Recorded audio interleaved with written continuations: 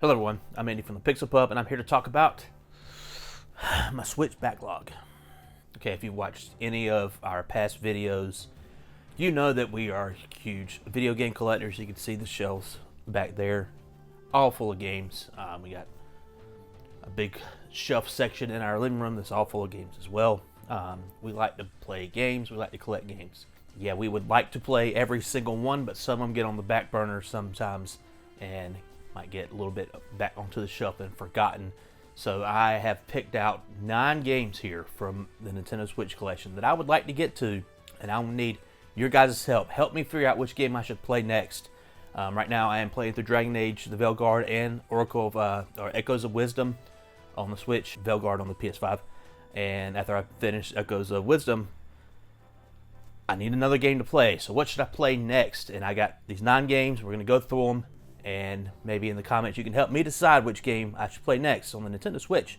Okay, the first game here is a JRPG, turn-based JRPG. It's Octopath Traveler 2. We played the first Octopath Traveler back in the day when it first came out. I was pretty excited for it because I really like the little HC 2D graphic style that game kind of pioneered. It was one of the first ones to do that type of stuff. When I played it, I think out of 8 characters, I picked like the Scholar or something. I can't remember. It was a dude. He had like brown hair.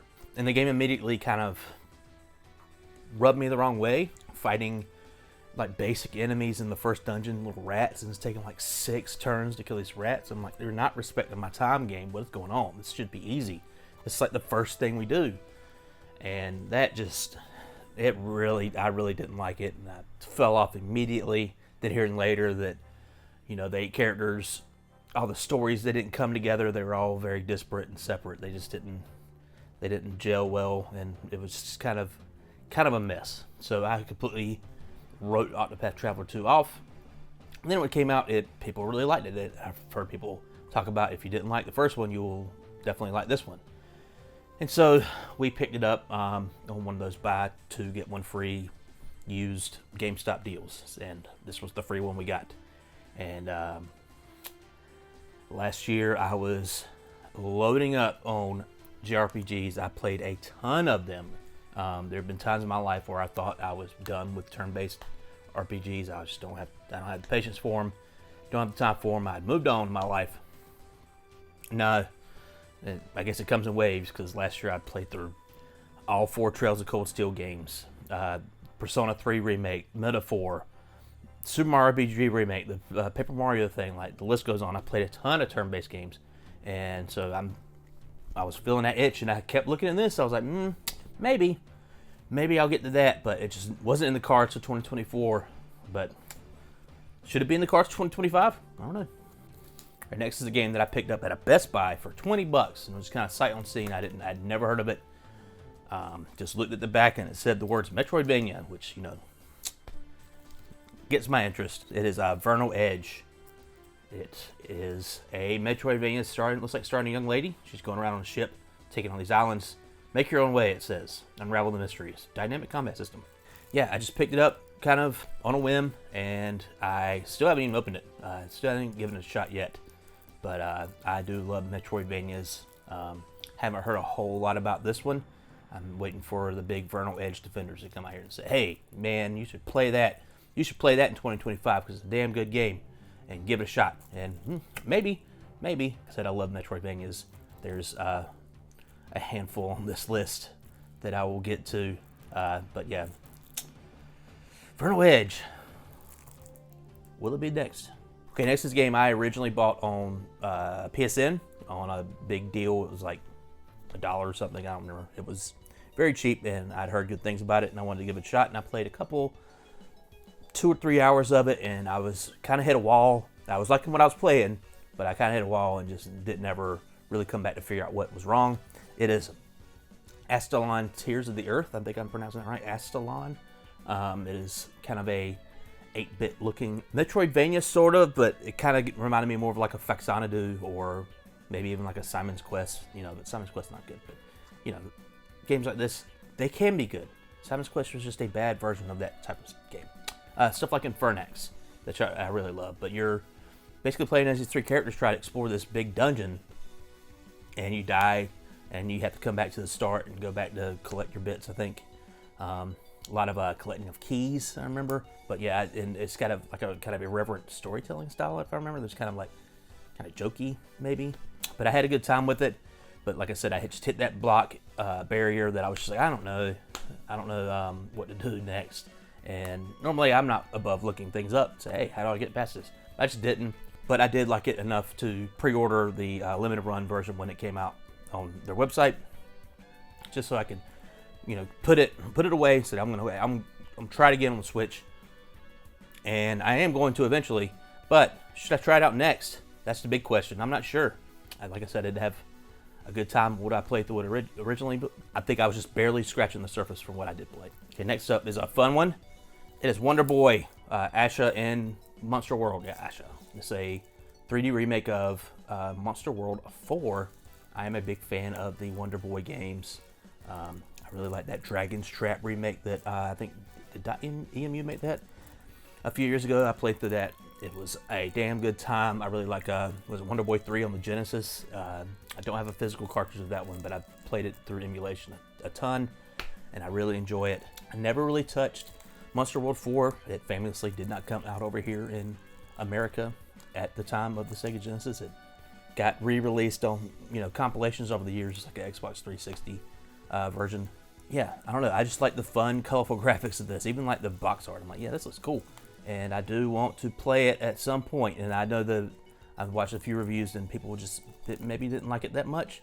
But I think I picked it up for like $25. And I don't know, sometimes when people don't like stuff or they think it's middling, I kind of gravitate towards it because I'm like, I want to figure out what the deal is. And maybe I should figure out what the deal is with Asha and Monster World in 2025.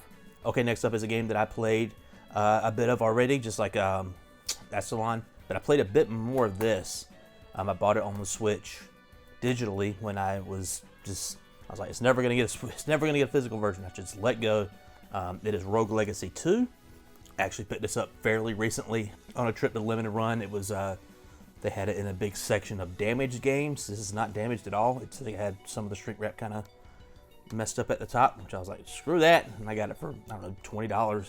I'm going for that because I've really like Rogue Legacy 2. I really like Rogue Legacy 1. Rogue Legacy 2 is kind of a lot harder.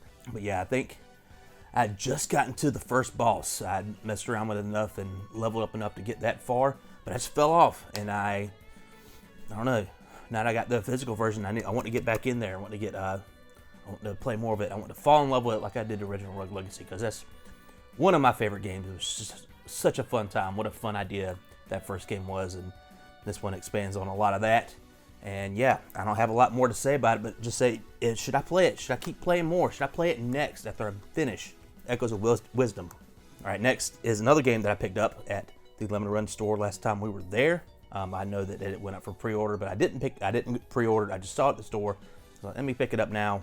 It is Animal Well. It's a game that people were, not freaking out over last year, but it was kind of a nice little surprise that kind of came out of nowhere.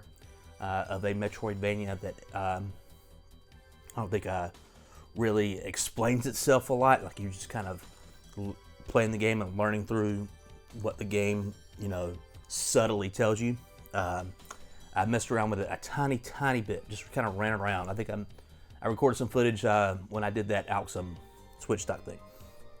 That's the only little bit that I played, but I know that people really liked it at the time, and I love Metroidvanias. Like I said, I'm going to keep saying it.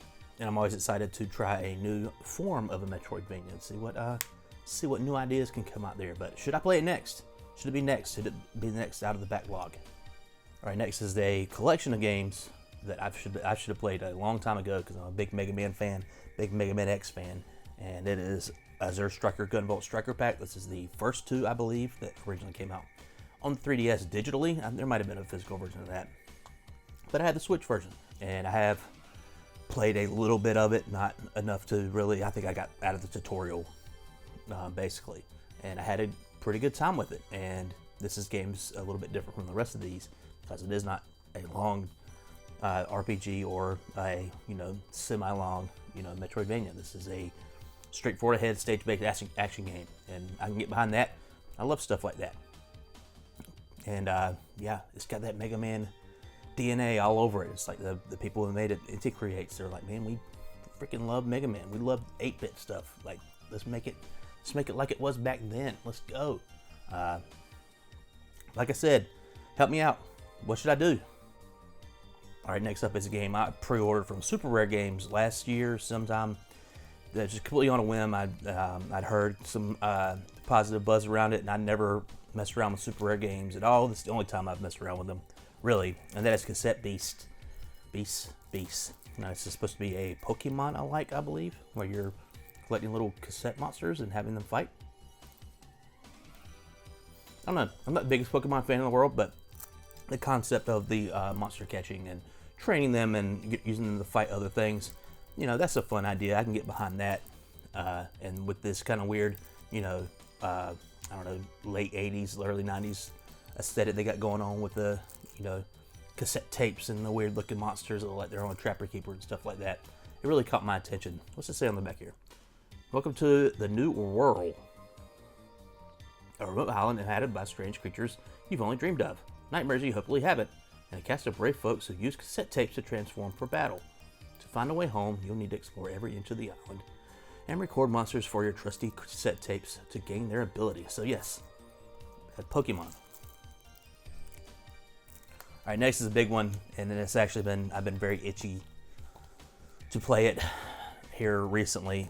I don't know, I just got that bug in me, and I wanted to play some of these games in this collection as the Final Fantasy 1 through 6 collection on the Switch. I originally got this because I was kind of excited to dive back into 5. 5 is one I played on the GBA back in the day, and I never did beat, but I did have a good time with it. I love the job system of Final Fantasy, especially in Final Fantasy Tactics, and you know, Final Fantasy 3 and 5 where it first started. You know, I had a ton of fun with 5, 3 less so. I played on the DS, but I was honestly thinking about starting with 1 and going forward chronologically, because it does have the quality of life stuff that I really love from that they did on Final Fantasy 7, 8, 9 when they released it on modern consoles, with the, you know, you could turn off random battles. You can, like, I think in this game you can even, like, decide how much experience points you get, like, you know, 2 times, 3 times, 4 times, stuff like that. I'm not entirely sure on that, but just no random battles. It's like, oh, yes. Yeah, I don't know. I wasn't really sold on it when they first came out with this. I'm like, you know, I respect those games, and I did have a ton of fun with 5, and 6 is okay to me. And 4, I think 4 and 5 are my favorite of the bunch. But I don't know. My reverency for Final Fantasy will always start at the PlayStation era, and that's when I'm like, yeah. So I wasn't, like I said, I wasn't super high on it, but then I saw they put the quality of life stuff in here. Great. Oh my God, I have to have this. I have to have this right now. And I got it. And man, ooh, leaning into this one. I don't know. Let me know. Should I play the Final Fantasy 6 1 through 6 collection next? And what should I play? Which one? There's 6 games on here. Okay. That's a lot to get through. A lot to get off my chest. My backlog is shameful. It's shameful. It hurts. And if anybody can help me out, let me know which game I should play next. And play it, like I said, playing Echoes of Wisdom right here on the Switch. The next game after I beat that, anybody's guess. Just help me out. I will play one of these 9 games next. And yeah, and the Switch collection, it's not getting any smaller. In case you're curious, I put up we got more Switch games for Christmas, like, I don't know, 2 weeks ago, a week ago, 2 weeks ago, what is time? I got 3 more that came in the mail yesterday. So it's just gonna keep keeping crazier. And with I think we all saw the Switch 2 announcement trailer that they put out earlier today as I'm recording. I'm recording this on Thursday. Yeah, they put that out and kind of confirmed putting Switch cartridges, old Switch cartridges in Switch 2. No, it worked, except for a few caveats, which is, you know, understandable. But that's all I wanted from the Switch. Obviously, you know, a bigger, better model, obviously.